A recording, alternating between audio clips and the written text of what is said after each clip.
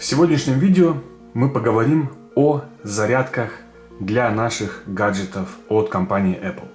На столе вы видите iPhone 11, дальше iPhone 15 Plus, мой основной аппарат, которым я пользуюсь, 3 зарядника и Apple Watch Series 3 в исполнении Nike.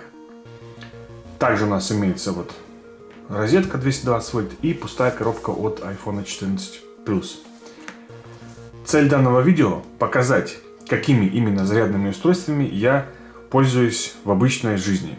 Как мы все с вами знаем, покупая новый аппарат от компании Apple, новый iPhone, либо новый iPad, к сожалению, компания Apple перестала вкладывать зарядное устройство. То есть у нас коробка появилась вот такая вот стала, очень тонкая. И если мы ее вскрываем, тут у нас ничего нет, кроме кабеля. То есть здесь вот макулатура, и здесь у нас вот обычный кабель. Вот еще старый здесь Lighting на USB-C. То есть он новый абсолютно, его даже не открывали, потому что он не нужен. Так вот, давайте уберем в сторону коробку пустую. И сейчас я подробно расскажу, чем именно я заряжаю, например, iPhone 11. Итак, iPhone 11 у нас поставлялся еще с Lighting разъемом, вот он у нас. Сейчас он включен тоже. И я заряжаю обычно вот таким зарядным устройством. Так, включилась камера. Это у нас зарядное устройство на 12 Вт Apple Power Adapter. Значит, почему я заряжаю именно такими вот адаптерами, которые разборные? Смотрите, это очень удобно. Например, если вы отправляетесь в путешествие, вы можете вот таким образом отсоединить адаптер и вставить сюда либо провод двойной такой, который обычно значит, используется в технике там, для радио, для магнитофона, для видеоплеера и все в этом роде. Вот, можете, допустим, просто докупить специальные такие переходники и, например, куда-то приехали, если вот так раз вставляете переходник нужной страны, хоп, защелкиваете, вставляете вот так вот кабель, потом подсоединяете к розетке, вот так, и подсоединяем к iPhone. Вот. Так, давайте сейчас еще, чтобы не пикнул. Да, вот, все. Вот, таким образом я заряжаю технику от Apple. iPhone 11, насколько я знаю, он поддерживает чуть больше 28 Вт, по-моему, или 25 Вт, точно не помню. Вот, и, в принципе, этого зарядника вполне хватает, потому что другого у меня пока нет. Вот. Или раньше я заряжал вот этим вот мощным 30-ваттным. Сейчас мы к нему вернемся. Вот, то есть вот так это обычно выглядит. Все, я заряжаю. И давайте мы сейчас посмотрим на статистику аккумулятора. Кому интересно. Так, давайте я сейчас тему включу яркую. Так, где у нас тема яркая? Вот она. Вот, обратите внимание, что максимальная емкость 87%. И это считается практически новым, как бы так в кавычках, аккумулятором. Вот, то есть это текущее значение емкости аккумулятора относительно нового по версии компании Apple. Ну, естественно, он уже, конечно, не новый, вот, но, в принципе, еще послужит. Вот. Так, давайте мы его уберем в сторону. Куча проводов. Так. Дальше. Давайте мы сейчас перейдем к часам. Вот. Apple Watch Series 3. Здесь вот можно видеть. Так. GPS-версия на, значит, сколько? 42 мм. Вот, алюминиум Series 3. Nike Edition. Это прекраснейшие часы. Я где в них только не плавал. В общем, они у меня были и в море, и в океане, и в бассейне, и в жару, и в холод. В общем, где только они не были, эти часы. Я даже их в песке закапывал и откапывал. То есть им вообще, ну, хоть бы что. То есть они вообще не царапаются практически, ничего с ними не происходит. Вот. Иногда периодически я мою вот, значит, вот этот вот ремень. И здесь иногда щеткой прям защищаю. Вот в этих местах. Вот здесь видно прям. Вот. А так, в принципе, вот с 2019 года с ними ничего не случилось. Прекрасно работают. И сейчас давайте мы посмотрим состояние аккумулятора тоже. Так. Находим аккумулятор. В системных настройках. Так. Аккумулятор. Состояние аккумулятора. Итак, смотрите, ребят. Емкость 89%.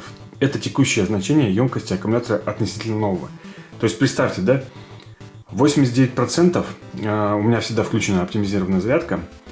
И, значит, с 2019 года часы, они по сей день работают без вообще всяких проблем. То есть я их нигде не вскрывал, не менял аккумулятор, и все в таком вот, значит, духе. Вот. То есть классные часы, все супер, все качественно. Также здесь у нас вот, у меня точно такой же 12-ваттный зарядник. Эти зарядные устройства я, естественно, покупал отдельно. Вот, к сожалению, по-другому никак. Ну и давайте мы сейчас тоже проверим, как он работает, как он заряжает. То есть обычно я делаю так. Я стараюсь разрядить полностью технику. Какая бы техника ни была, это там ноутбук, например, iPad, или часы, или айфоны. Я разряжаю в ноль полностью. Не знаю, многие говорят, что так делать нельзя.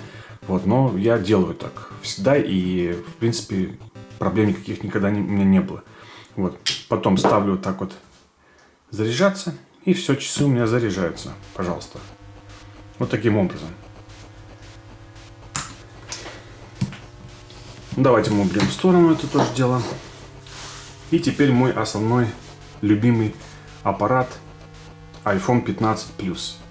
Это шикарнейший аппарат. Я заряжаю его точно таким же, только чуть помощнее зарядным устройством. Вот он у нас на 30 ватт. Я не знаю, правда, здесь, думаю, вряд ли будет видно. Потому что у меня освещение не очень такое яркое. Вот. Ну, да, думаю, что будет видно. Вот, то есть iPhone 15 поддерживает до 28 ватт зарядку, получается. И у нас здесь уже используется USB-C. Вот. На USB-C. Вот, пожалуйста. Это кабель от самого iPhone, который был в комплекте. В коробке. Вот. Здесь также, смотрите. Например, когда я ездил в Америку, вот так вот, я просто убирал вот этот переходник, вставлял американскую вилку вот так вот, защелкивал, вставлял в розетку. Вот. И подключал таким образом все к iPhone. Вот я его недавно зарядил до 100%. Вот у меня сейчас 96%. Ну и давайте мы сейчас быстренько глянем статистику. Так, давайте сейчас я включу тоже светлую тему, потому что на видео что-то оно не очень как-то выглядит. Так, состояние нормальное. И обратите внимание, вот многие мне писали тоже в комментариях, что как у тебя получается таким образом заряжать технику Apple, допустим, современный iPhone 15 Plus, с таким малым количеством заряда. То есть 138 раз я его заряжал всего. И начал пользоваться вот, значит, первое использование в октябре 2023 года. Как ты так заряжаешь вообще, что? Ну, многие удивляются просто. Ну, блин, ребят, ну, вот я говорю, реально. Многие говорят, что это вредно делать, там как-то, ну, нехорошо и все в этом роде. Я просто разряжаю до конца. Стараюсь прям полностью, чтобы у меня в ноль телефон отключался. Потом вставляю его на зарядку, на быструю. Именно вот на этот 30-ваттный блок. И он у меня заряжается в течение там 1,5 часов, где-то примерно, да, вот так вот. Часа полтора, наверное. Ну, максимум 2, допустим. до 100% и все, проблем никаких нет, то есть все работает вообще идеально. Вот.